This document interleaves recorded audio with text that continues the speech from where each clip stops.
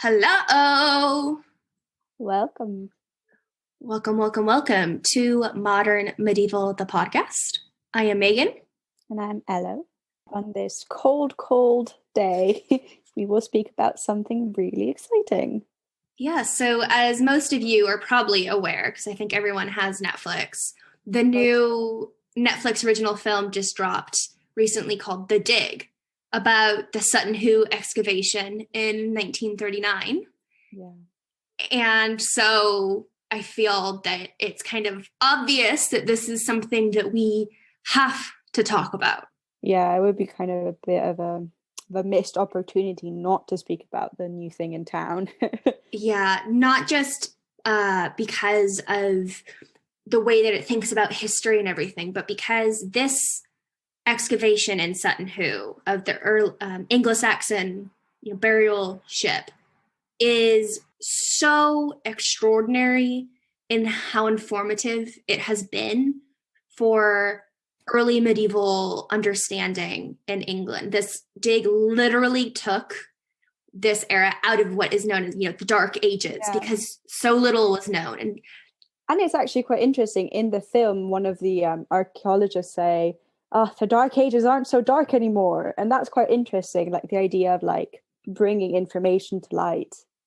Yeah, exactly. I mean, this dig is something.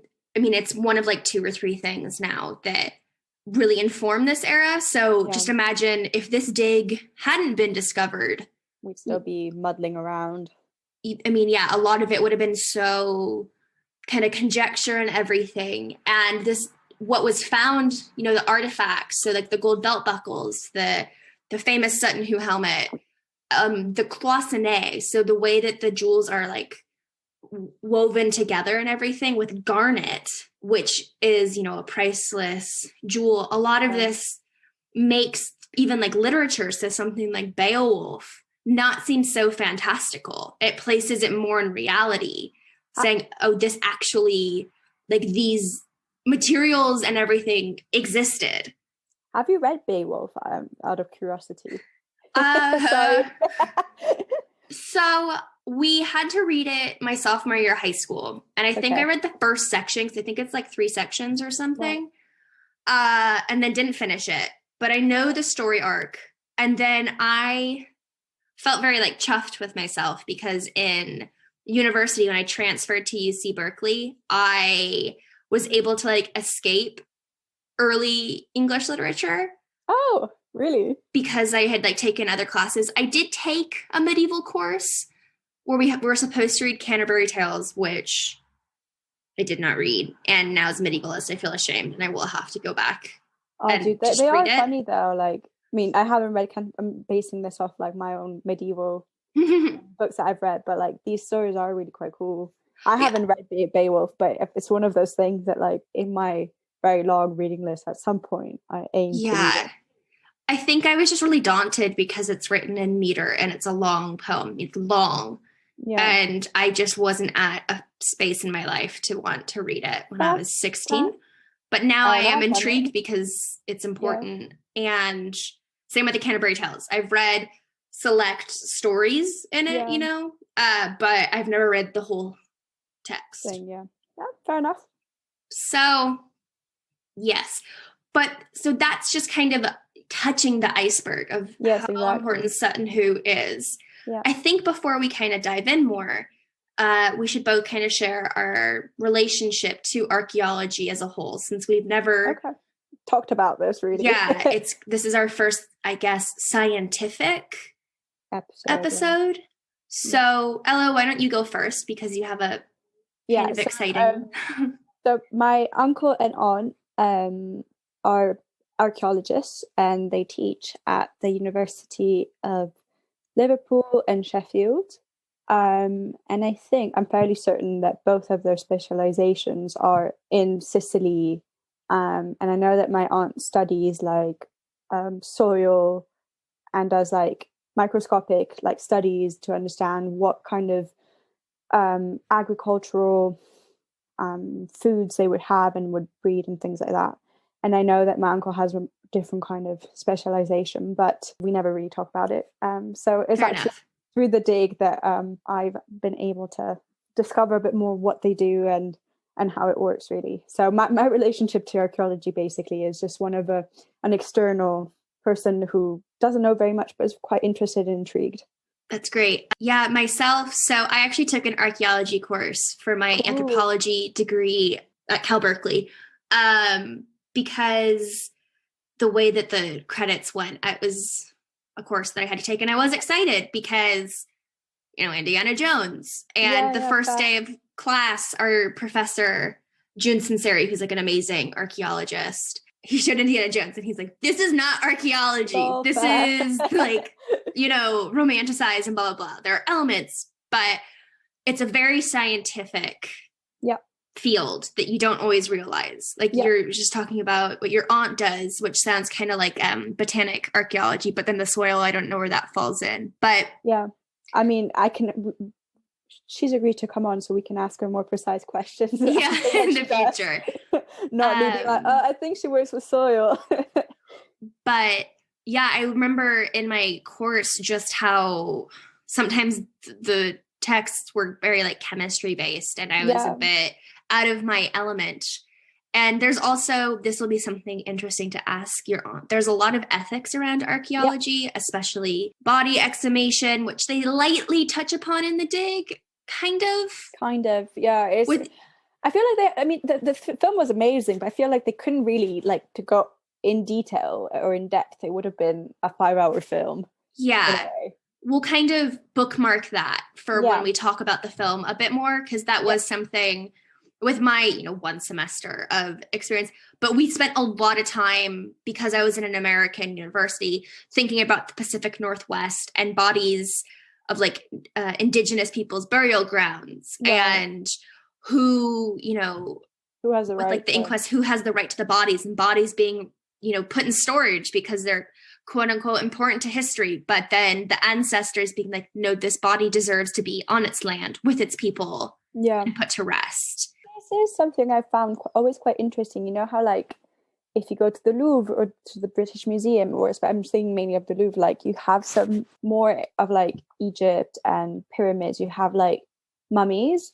Mm-hmm. And I've always found it kind of maybe disrespectful to have mummies on display. Well, and this is a really large, I think, in the past few years, discourse that's going on in art history and anthropology. We see a lot of materials that were wrongfully taken, during imperialism and colonialism, returned to their native or home countries. And something like mummies are further extensions of that there, if you look at like King Tut or something and the tours and all of that, there are really interesting arguments on both sides as to the value of display versus the disrespect, as you're saying, of this body. And because these people can't advocate for themselves because they're thousands of years old, whereas at UCL we had who is it, like Bentham or whatever, the wax figure in the university by the museum, and he wanted his body on display. So like, even though it's a wax figure, the bones and everything are in that wax figure in this wood case that you can just walk up to. That just so strange. Like, I remember walking past it, you have like people eating their lunch right next to it, and I was like, I mean, I love the kind of like macabre, so I was into it. But like he chose that. He wanted that. So it's not a certain type of person to want that, though. Right. But I guess I'm just getting at, like, he had the choice and he had to be able to vocalize. So this film doesn't really touch on that in like an upfront way. It's kind of in between lines. Yeah. But I guess just to kind of conclude with my experience with archaeology. No, it's great. I was selected as a student to work on an extra project in my archaeology course. Cool. So I had to apply for it, but then I was selected. So I helped craft a museum exhibit for Abiquiu Museum in Abiquiu, New Mexico. So we photographed and measured and selected artifacts that we thought were important to be on display at this museum for this old Spanish like church area, and then like the indigenous population around that. And so we were, trying to find artifacts that speak to this history of this area. So like one of the artifacts I selected was also a piece of trash. It was part of a cup from KFC. No way. But it was from, I did so much research because I had like the image of the kernel. So I like went through the history. I think I must know so much about it. I think I had it because, I obviously wasn't working with like atoms and electrons or anything like that. No, of course. But visually doing the research, I think that it was from like the 60s or something. Cool. But it was kind of like, where did this cup come from? There are no KFCs in the area. Like, so that was a person coming, or like, did the wind blow it? And I just thought that was really fascinating, alongside it being found along artifacts that were hundreds of years old. Yeah, it's very cool.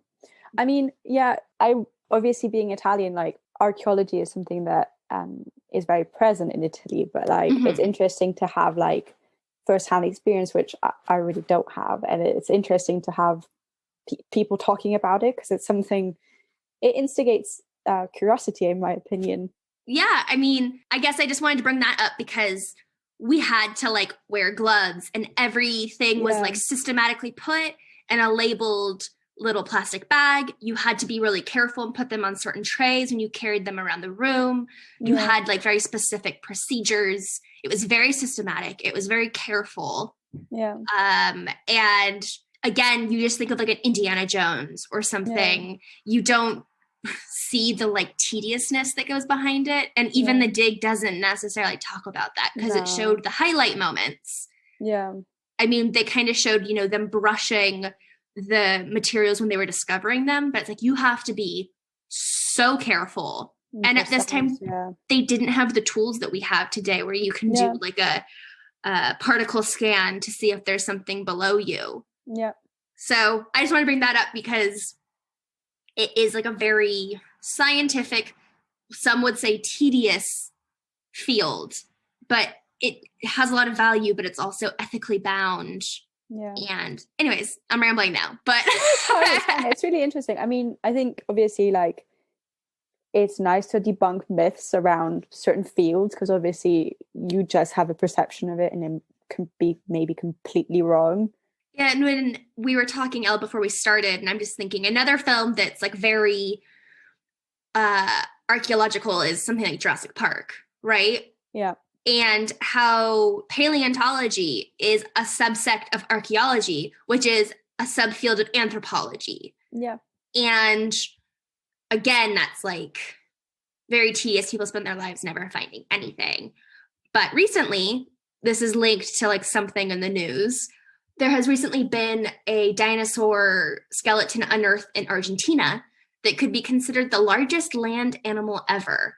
So this is from Smithsonian Magazine, and the headline subsection says, "The skeleton is still far from complete, but paleontologists say what they've found suggests the dinosaur may be more than 120 feet long."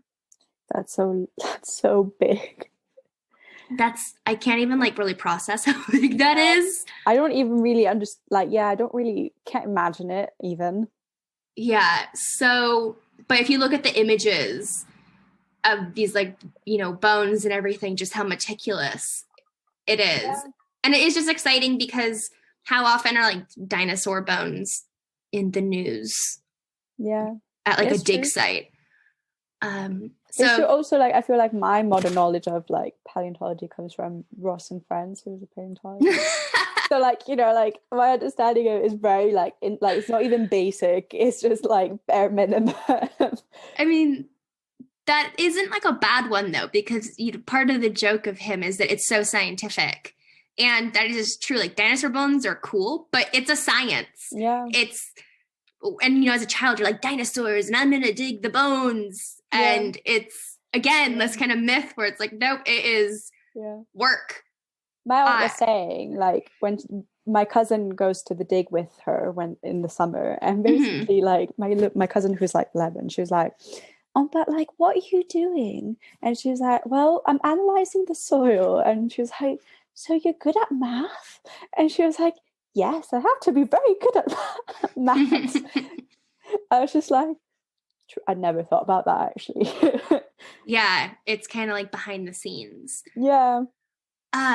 So I guess our next, step in this discussion is, what did you think, very broadly of the film, Elo? So I'd heard, I've obviously gone to the British Museum, so I'd seen Sutton Hill, but I wasn't very knowledgeable about it, and I didn't know everything. So I thought it was a very interesting film. Mm-hmm. In my mind, for some reason, I didn't think it was, I thought that like the fact that it was discovered in 1939 was probably like for dramatic effect. I didn't actually think that it was all more or less in the same time period. I thought that they may have taken some liberties.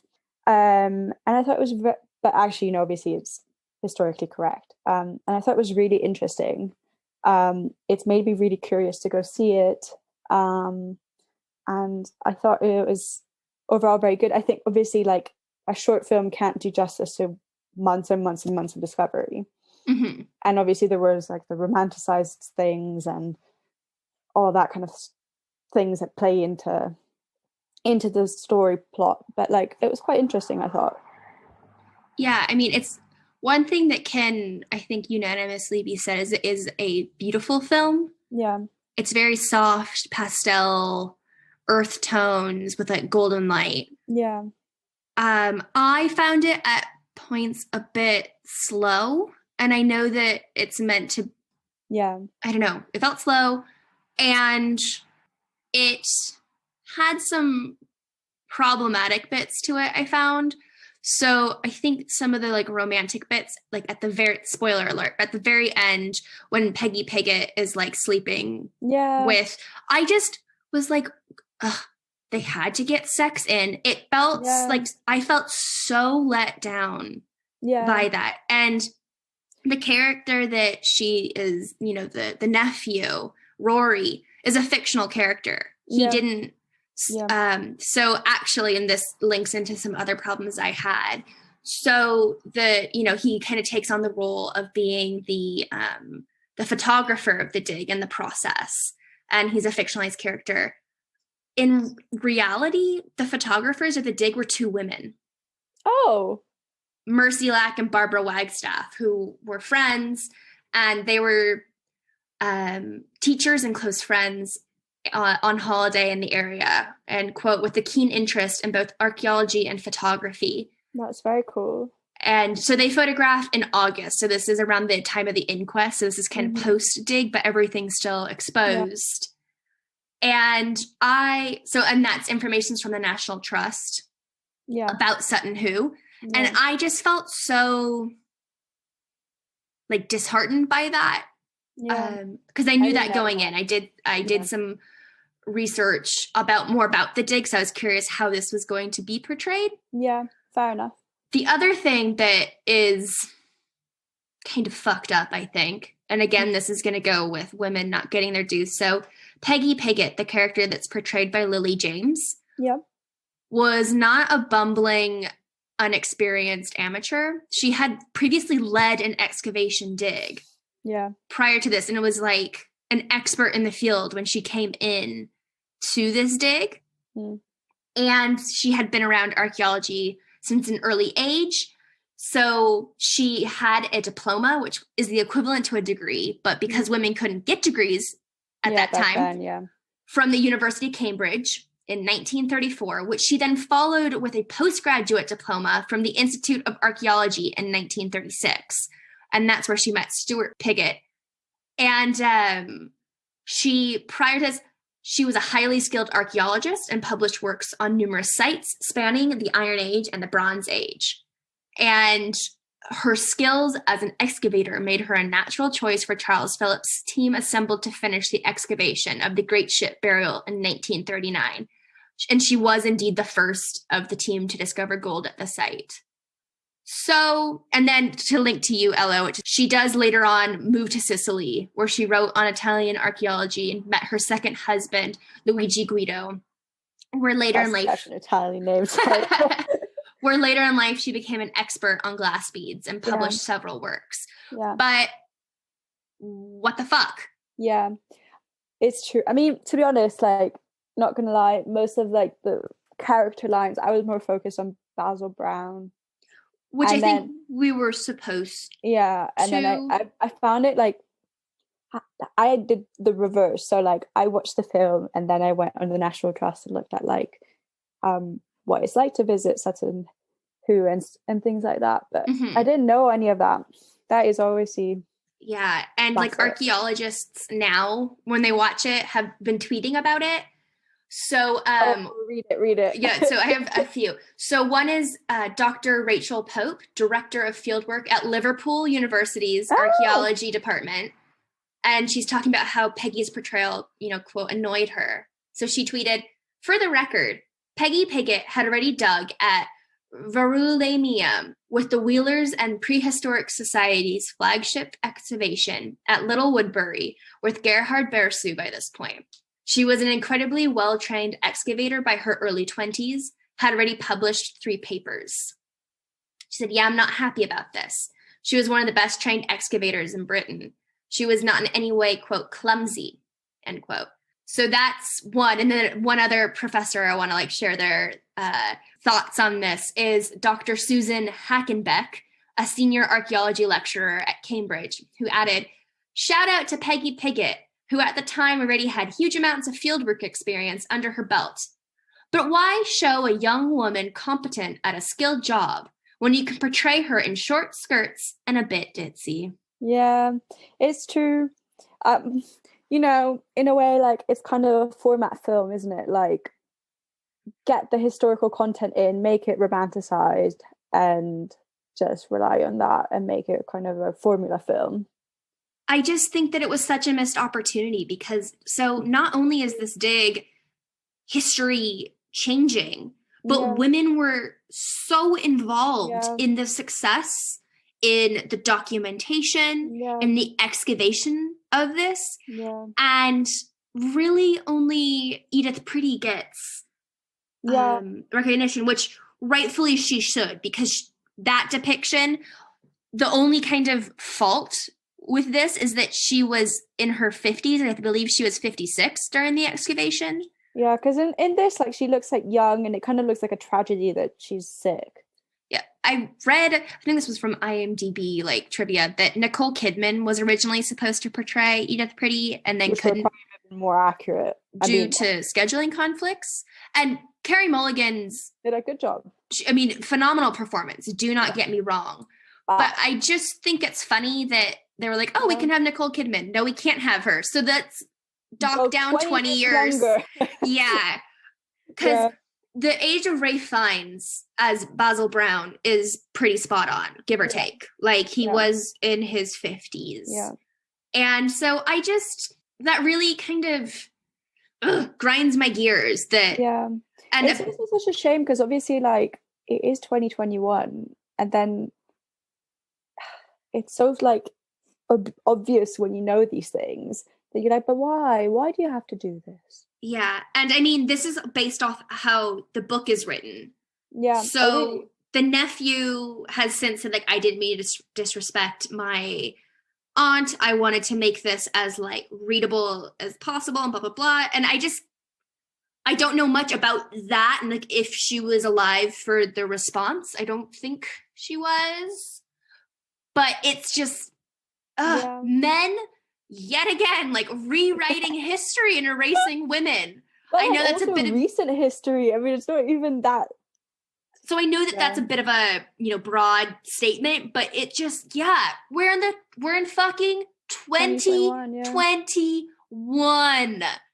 Come on. It's just always astonishing, because also the way Mrs. Pretty is portrayed, she has all of the good values that make a good woman, very reserved, very quiet and all that, and then but also strong and willed and all that, but she probably wasn't like that. The portrayal was probably inaccurate as well.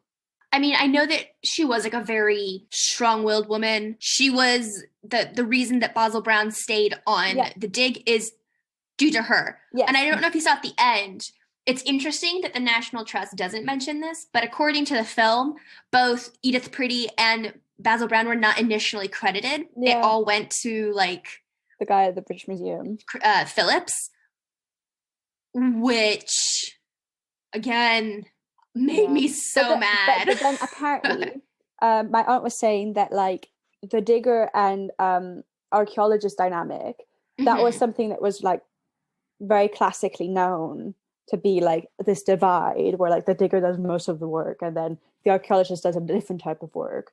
And then the digger never gets credit. Not credit, yeah. And she said that actually to this day, although diggers have like master's degrees and stuff, there's still this divide and they still get paid nothing and that kind of dynamic. That's upsetting. So that's quite, I mean, yeah, that's kind of quote unquote an interesting fact because obviously like it's quite hard to know what's what when you don't field.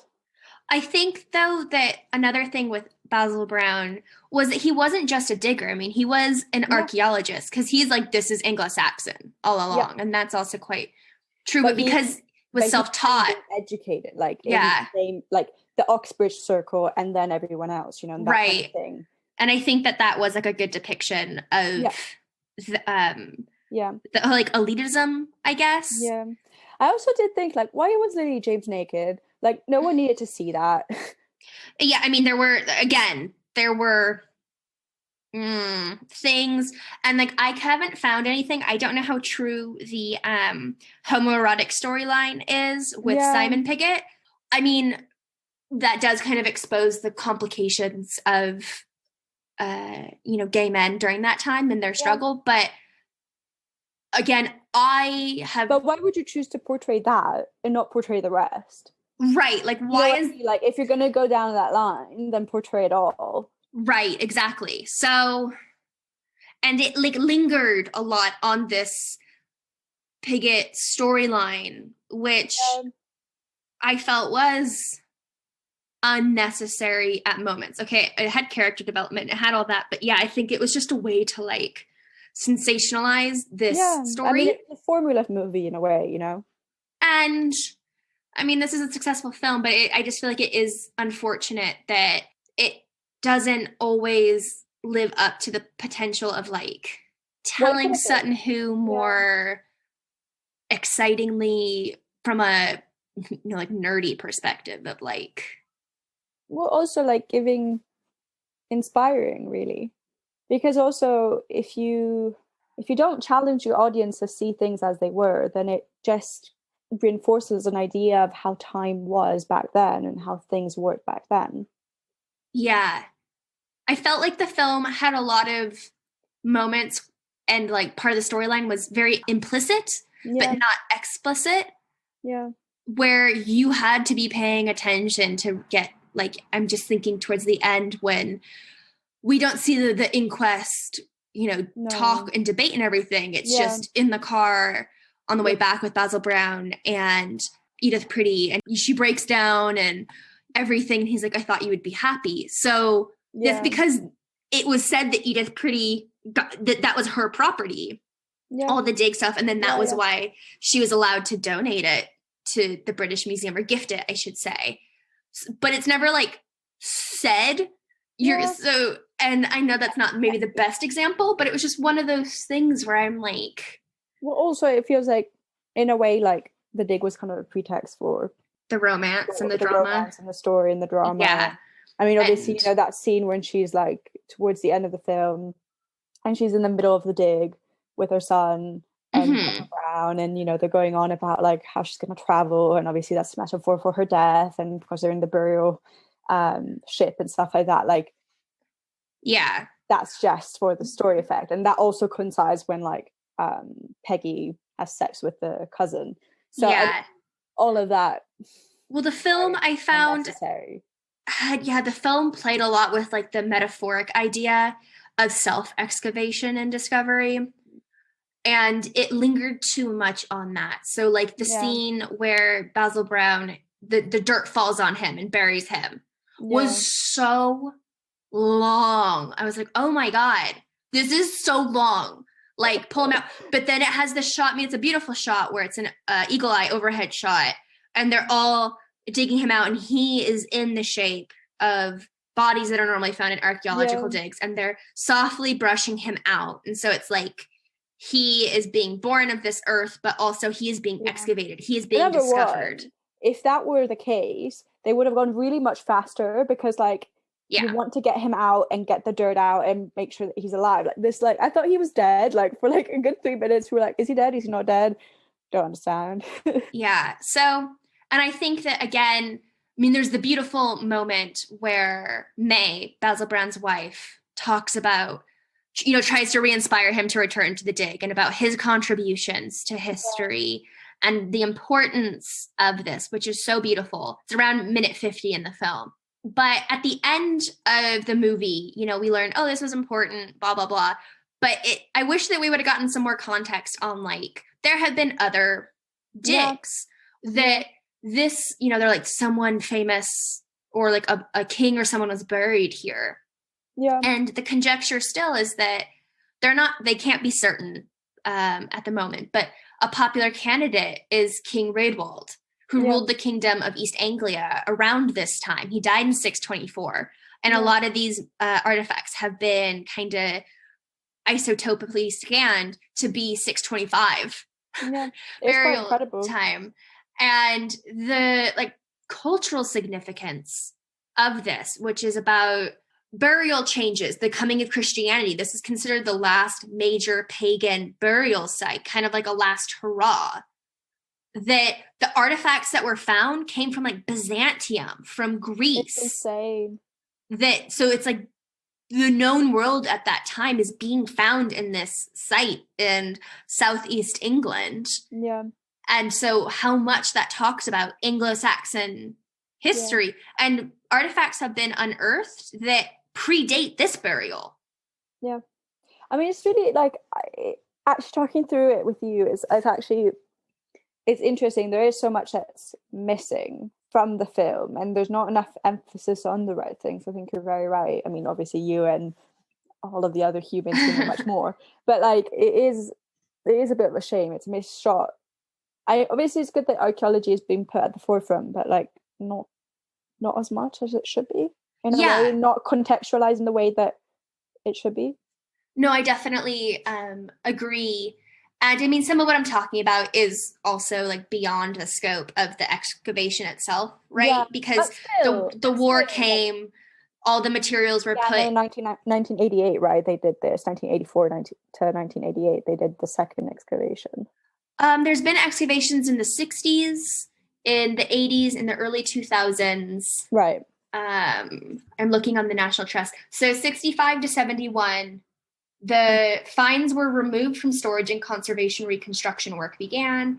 This led to greater questions, so the area was re-excavated. Yeah. A team led by Rupert Bruce Mitford of the British Museum and Paul Ashby oversaw the work. The imprint of the ship was exposed once more, though it had suffered some damage, after the Royal Burial Ground had been used as a military training area and was fully excavated, including the area below the imprint of the ship. And then 83 to 92, the area of the Royal Burial Ground was as you were saying, Elo, excavated in 1983 under the expert eye of Professor Martin Carver. Oh, that must have been what I read. This excavation included the discovery of Mound 17, which contained a young warrior and his horse, Mound 14, which contained the only high-status female burial on the site, and 39 slightly later execution burials, which had been preserved in the sand. Yeah. And there are still mounds that have been left unexcavated because they're hopefully, you know, for future scholars and future science able to enlighten more. Yeah. I mean, I don't know. It is kind of disappointing when like you can see that a film takes its audience for stupid. Yeah, as I was saying earlier, the film is very, it's very slow, right? And I know that it's a slow burner in a way. And that's not always a bad thing, but I just felt that some of the shots could have been a bit shorter, not lingered, and that time could have been contributed to, I don't know, talking more about the discourse, talking more about the ethics, So another moment, I think actually this links with us talking about burials, right? Is Edith Pretty saying, this is a burial site. Someone was buried here. Yeah. The body hasn't been found. It decomposed over time. But that brings in the ethics of like, this isn't just an old ruin or something. Like this was buried for a purpose. Yeah. I mean, the ship was brought from the river, carried up. New wood was chopped to make the chamber. The land was dug out, body placed, artifacts placed, then carefully covered, then buried into a mound. Yeah. Well, I mean, they do talk about that, but maybe they don't talk about it in the way that we would want them to. Like, or they don't talk about it enough. They do. Well, I mean, they first talk about it. Many characters talk about it, and then in the final speech that Miss Pretty gives, she talks about it for like 5 minutes. I mean, obviously not the ethics of it, but it is mentioned. I didn't find that, for example. Obviously, like the ethics of archaeology aren't mentioned, if that makes sense. I mean, I guess also in the 30s, they didn't really think about it. I don't know. I just found that it was like, this is Anglo-Saxon and how exciting. And then they're like, oh, this takes us out of the Dark Ages, like we said earlier. But I don't know. I felt like there could have been more of that. No, I would agree with that. I would agree. I think, like things were alluded to that probably could have been replaced, probably could have replaced the stuff that like romanticized the story. Because actually, you're right. Like, why does the story have to be romanticized? It's quite an incredible story that stands on its own 2 feet, you know? Yeah. It doesn't need anything else. It's extraordinary and it's insanely important. Why do we need nudity, sex? Yeah. The archaeologist who ends up being like this super like insane archaeologist actually was just a badass. I mean, you're right. That wasn't necessary. That all of that stuff wasn't necessary, but somehow that filled like 25 minutes of screen time. Yeah. I don't know. I feel like there are gaps. I mean, I guess like one last thing, it's not in the film, but I was like curious because I did not know, is where was the Sutton Hoo helmet? That's like the iconograph. Yeah. That's the icon of this dig, right? Is this amazing, amazing helmet that has been reconstructed over time. Yeah. So the helmet pieces were indeed found in the 1939 excavation. Right. And because it was in separate pieces, they didn't know what they had found. Right. So it wasn't until later that they were like understanding how important this piece was. And this is considered like one of the most spectacular archaeological discoveries ever made. Yeah. And perhaps is the most important for an Anglo-Saxon artifact. Yeah. And I just felt like, at the end with like the textual stuff, I don't know. I just felt like there could have been more. I guess these gaps do lead people to want to research this after the film, which is good. It's good.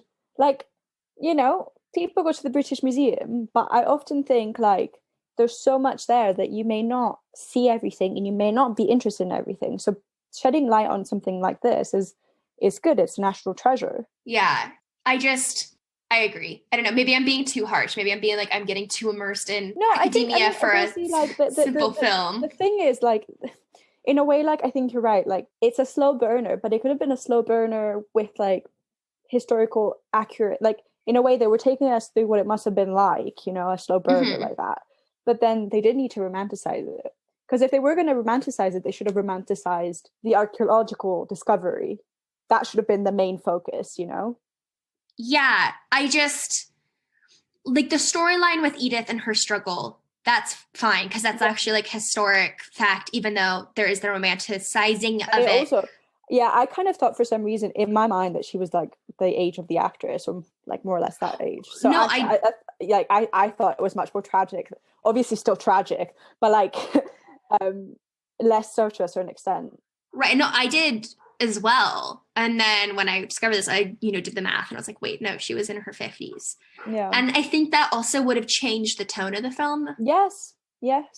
And then, yes, I agree with, they could have kept some of, like, I guess the romancing if you really wanted to, but like sex unnecessary in an archaeological film. Also, she didn't have to be naked. I didn't see Yeah, the point of but like that. the bath scene, that was long, and so there is this still like scopophilic nature that leans towards. Yeah. Also, you could have kept this nudity if you really wanted to, but made her like more assertive and like Just told her true story yeah, that she was an exactly. experienced Yeah. archaeologist. And then, you could have still had the guy taking photographs, but you could have had another woman taking photographs. Like that would have been enough. I think you're right. Like the two main like threads that of criticism is that like, okay, you can romanticize it, but the romanticism should have been not on the characters, but on the act and on the excavation and more on that. And it should have been more historically accurate. Yeah. I mean, I could see people arguing, well, it is about the dig because the shots do linger and it is very bound to the earth and the tones. And I guess it's a shame because like I feel like you leave the film without knowing too much more. Yeah, I do wish that they would have had a bit more talking, like, when they find the coin and they talk about that was great because it really showed what was being found. But there's nothing about like this cloisonné work. I don't know if they really like saw how much of that, like the first thing that Peggy finds, right, is this weird little like triangle thing. Yeah. And you're like, what is that? And then she finds the coin after that. So those pyramids, which were quite small like that, had the garnet cloisonné. And if you go to the National Trust page, there's like about this. Too. Yeah, there is like a report sheet or something that has a drawing of the cloisonné, and it says in the notes like some red glass. I cannot expect this to be garnet, which it is proven to be garnet in time. So cool. That is a major thing. I mean, obviously, like, let's be honest, they could have done that in the film, but they could have put more like emphasis on like the detail of this work. The craft that was involved is truly extraordinary. Yeah, it's true. Also, it's very interesting because, like, for example, my aunt was going on about how, like, through that dig, because of the method that they employed, it changed the way that archaeological digs took place. Through the diaries, through all of that. And there's none of that. Like, I wouldn't, if I hadn't spoken to her, I would not know that. Yeah, and I wish that could have been something. Because they could have said that, like, in the end note, like, at the end of the film when they went on about, like, the character stories, which obviously, like, they're interesting. But more could have been said about the dig, more could have been said about the method, more could have been said, just, like, allude to it. You don't actually have to develop it too much. But, like, make it accessible. Yeah, I kind of wish, I guess this is more like a documentary thing, but sometimes at the end of a film where it gives the text and then it'll intersperse like a video clip from a talk or something, saying like this dig changed the world, blah, blah, blah.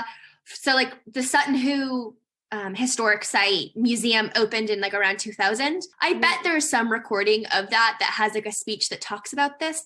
I feel like that would have been a really great little 2-minute clip contribution at the end before the credits that really said, like, emphasized kind of in a more contemporary moment how significant this was. But maybe again, that's like me asking too much. Well, maybe a tiny bit, but like the general sentiment I think is absolutely accurate. And in a way, it's kind of a shame that, like, you have this opportunity.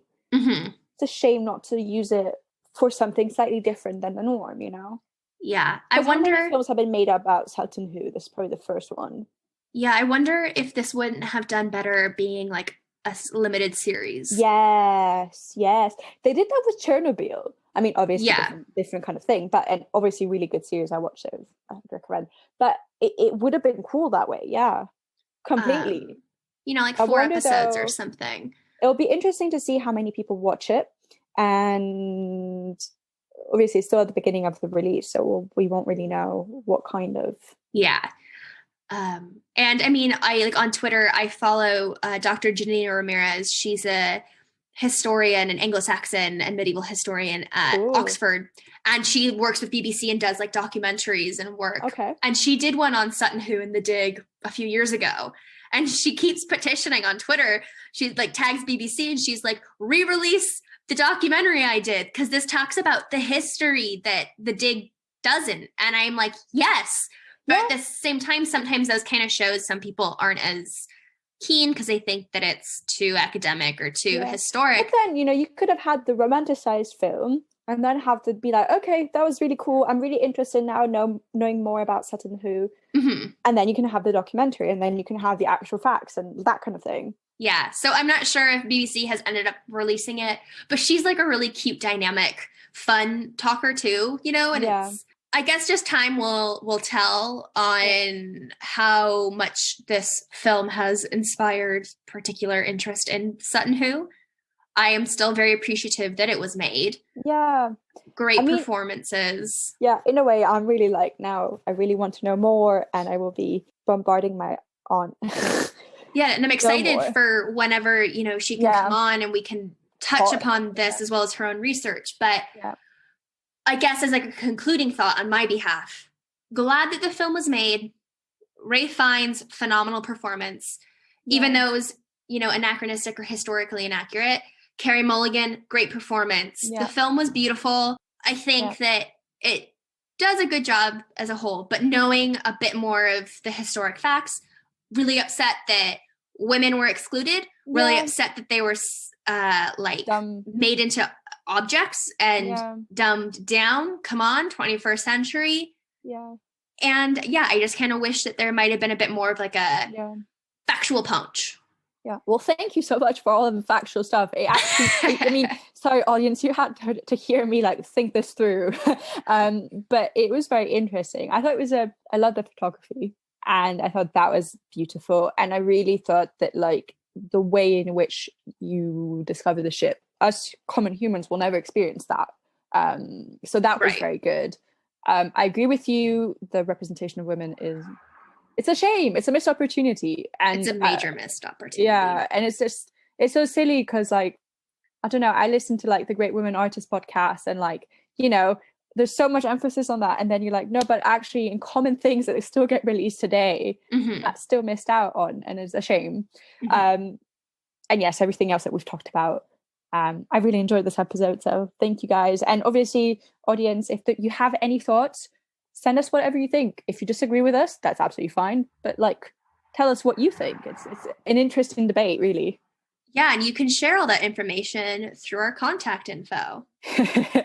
Lovely segue. So you can email us if you'd like. Just type modern.medieval.podcast@gmail.com. You can Facebook us. We've got a group and a page. Just type Modern Medieval the podcast. You can find us on Instagram by typing podcast.modern.medieval. And obviously you can find us on more episodes wherever you listen to your podcast on. So on Apple Podcast, Audible, Amazon, Spotify, just type Modern Medieval the podcast. Yeah, and then finally you can find us on Twitter under the handle @medieval_modern. So thank you again. And this was a fun episode that will have a lovely kind of segue into next week. Yes. Which has lots of other surprises bound into it. Dun, dun, dun. Yeah. So until next time, I'm Meaghan. And I'm Elo. And this is Modern Medieval, the podcast.